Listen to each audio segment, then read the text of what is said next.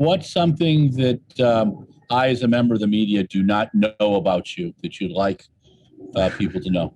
Well, so I mean, I have a podcast who we were talking about David Ribich before, and that's kind of what we like to talk about. Is, you know, the problem is like the people who are interviewing after races, the questions of like, you know, how's training been, or like how was the race and stuff like that. You know, like people have heard all that before, and you're not gonna get like crazy stuff from that. And it's just kind of knowing the athlete specifically, and like knowing their struggles and their battles, and kind of making them a bit more human than just being like, oh yeah, I ran this crazy workout that no one else will be able to do, you know?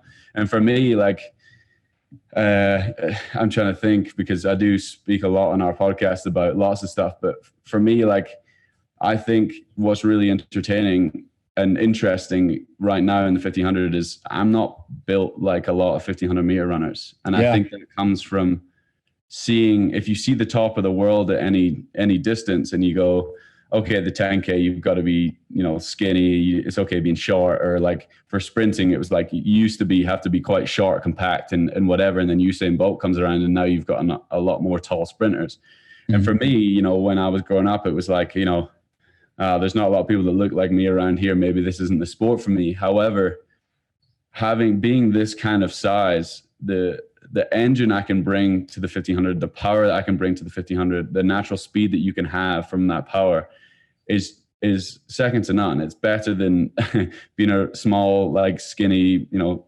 6 foot guy. From my point of view, if you use that kind of for you. So having, you know, someone who's my size speak up about that. So people who are in my position when I was 13, 14, looking at the top of the world in the 1500, mm-hmm. being like, okay, maybe this event's not for me.